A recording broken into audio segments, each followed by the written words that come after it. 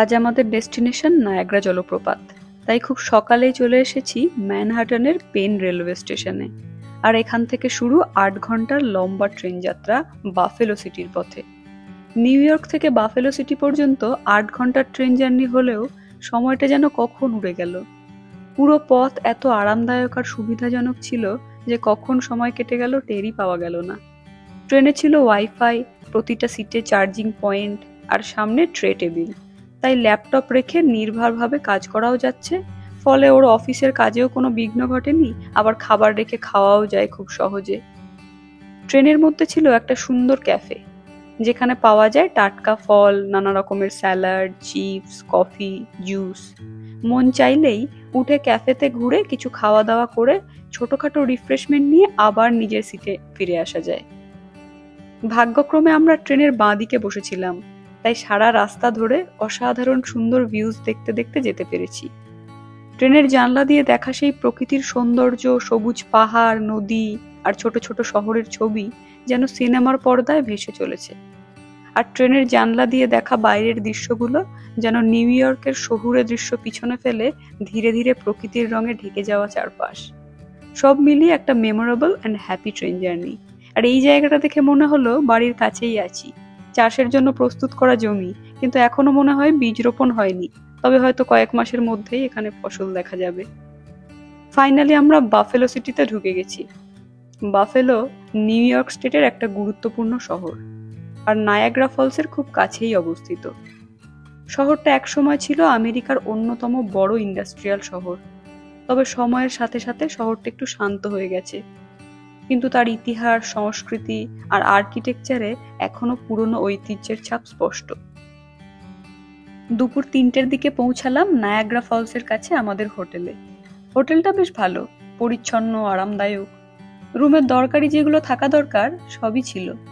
একটু বিশ্রাম নিয়ে কাছের একটা রেস্টুরেন্ট থেকে ডিনার করে চলে গেলাম ঘুমাতে, কারণ আগামী দিন ছিল আরো স্পেশাল। সকালে আমাদের ২ বন্ধু এলো, যারা আমাদের দেশেরই মানুষ, এখন বাফেলোতে থাকে। অচেনা শহরে চেনা মানুষকে পেলে খুব আনন্দ হয়। ওদের সাথে দেখা হওয়া, একসাথে সময় কাটানো, এটা ছিল এই ট্রিপের অন্যতম আনন্দের অংশ। তারপর আমরা গেলাম নায়াগ্রা ফলস দেখতে। ছোটবেলায় বইয়ের পাতায় পড়েছিলাম বটে, কিন্তু কখনো ভাবিনি যদি সামনে থেকে দেখতে পারতাম। দিনটা শুরু হয়েছিল স্বপ্নের মতোই। বিশাল জলপ্রপাতের তেজ, তার শব্দ আর সেই ছড়িয়ে পড়া কুয়াশা নিজের চোখে না দেখলে বিশ্বাসই হয় না। এই জলপ্রপাতটা আসলে ৩টি অংশে বিভক্ত: হর্সশু ফলস, আমেরিকান ফলস আর ব্রাইডাল ভেল ফলস।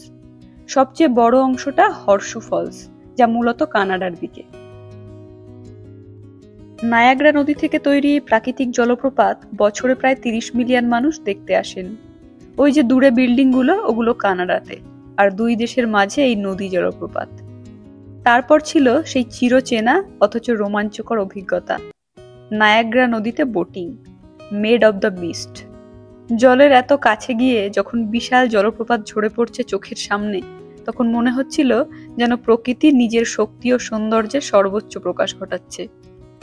নায়াগ্রা ফলসের জল ওপর থেকে নিচে পড়ে চারিদিকে বিশাল জলীয় কণার একটা ঢেউ তৈরি করে। যত কাছাকাছি যাব ততই ভিজে যাওয়ার সম্ভাবনা। এক কথায় জলে না পড়েও পুরোপুরি ভিজে যাওয়ার মতো অবস্থা। তাই বোটিং এর সময় আমাদের সবাইকে নীল রেইনকোট পরানো হয়। আর কানাডার টুরিস্টরাও এই নদীতে বোটিং করছেন, তবে তাদের বোটে সবার রেইনকোটের রং লাল। এটা একটা মজার অভিজ্ঞতা, কারণ জল ছিটে মুখে লাগা, ঠান্ডা হাওয়া, চারপাশের আওয়াজ আর নদীর ওপর লাল নীল বোট, সবকিছু মিলিয়ে এক দারুণ অ্যাডভেঞ্চার।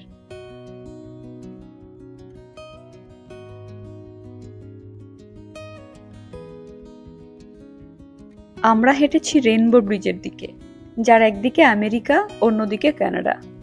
সবুজ ও নীল জলের ওপর দিয়ে বিস্তৃত এই সেতুটি ২ দেশের মাঝখানে দাঁড়িয়ে জীবনের এক মৃদু সংযোগ রেখা। মেঘে ঢাকা আকাশের নিচে ক্লান্ত ক্লিফগুলো যেন আরো সবুজ, আরো নিবিড়। এই জায়গাটা ঠিক যেন প্রাকৃতিক সৌন্দর্যের সঙ্গে একান্ত দেখা। নায়াগ্রা জলপ্রপাতের প্রখর গর্জনের ঠিক পাশেই এক শান্ত নির্জন সৌন্দর্য, নায়াগ্রা ফলস স্টেট পার্ক। জীবনের কোলাহল থেকে কিছুটা দূরে এক ফাঁকা সময়, এক শান্তি ভরা মুহূর্ত। এখানে দাঁড়িয়ে মনে হয় কোথাও পৌঁছানো নয়, বরং কিছুটা থেমে যাওয়াতেই জীবনের আসল সৌন্দর্য। নায়াগ্রার রোমাঞ্চ কাটাতে না কাটাতেই আমরা পৌঁছে যাই লেক অন্টারিও আর লেক ইরির শান্ত পরিবেশে। এই দুই হ্রদ যেন একেবারেই অন্যরকম। নায়াগ্রার তেজের পরে এদের সৌন্দর্য শান্ত, ধীর আর গভীর। বাতাসে ছিল হালকা ঠান্ডা, আকাশ আর জল যেন একে অপরের পরিপূরক। আমরা ঘুরে বেড়ালাম ধারে ধারে, ছবি তুললাম, ছোটবেলার সেই জলের মধ্যে ঢিল ছোড়া খেলা করলাম। জীবনের এক মৃদু ছন্দ যেন ধরা ছিল সেই ঢেউয়ে। সব থেকে অবাক করা অভিজ্ঞতা ছিল ইরি লেকের পাশে বিশ্বযুদ্ধের সময়কার একটি সাবমেরিন, যার নাম ইউএসএস ক্রকার। ইতিহাসের এক জীবন্ত দলিল। এই সাবমেরিনটি ওয়ার্ল্ড ওয়ার 2-তে ব্যবহার করা হয়েছিল। আজ ইতিহাসের নিদর্শন হিসেবে দাঁড়িয়ে আছে লেকের পাশে, যেন বলছে এক হারিয়ে যাওয়া সময়ের কথা। সাবমেরিনের বাইরে দাঁড়িয়ে ভাবছিলাম, এই ধাতব কাঠামোর ভিতরেই একসময় কত জীবনের গল্প, যুদ্ধের উত্তাপ, দেশপ্রেমের গাথা ছিল। ইতিহাস আর প্রকৃতির এই আশ্চর্য মিলন যেন সেখানে ঘটে গেছে। প্রতিটি দৃশ্য আমি ভিডিও আর ছবিতে ধরে রেখেছি, যেন নিজেকে আবার ফিরিয়ে নিতে পারি সেই মুহূর্তগুলোয়। আমাদের এই ছোট্ট ট্যুরকে এত অর্থবহ করে তুলেছে সায়ন্তন আর মেঘার আন্তরিকতা। এই পুরো শহরটাই ওদের চেনা, তাই ওরাই আমাদের শহরটা ঘুরিয়ে দেখিয়েছে। শেষমেশ এয়ারপোর্ট পর্যন্ত পৌঁছে দিয়ে বিদায় জানিয়েছে। ওদের প্রতি সত্যিই কৃতজ্ঞ। প্রকৃতি, ইতিহাস আর আবেগ সবকিছুর এক অপূর্ব মিশেল ছিল এই সফর। এখানে আবার কখনো ফিরে আসার ইচ্ছে নিয়ে বাড়ির উদ্দেশ্যে রওনা দিলাম। এয়ারপোর্টে হালকা কিছু খেয়ে ফিরে চলেছি আমাদের ঘরে, কিন্তু সঙ্গে নিয়েছি অনেক স্মৃতি, ভালোবাসা। আমার এই ব্লগটি দেখার জন্য সবাইকে ধন্যবাদ। ভালো থাকবেন সবাই।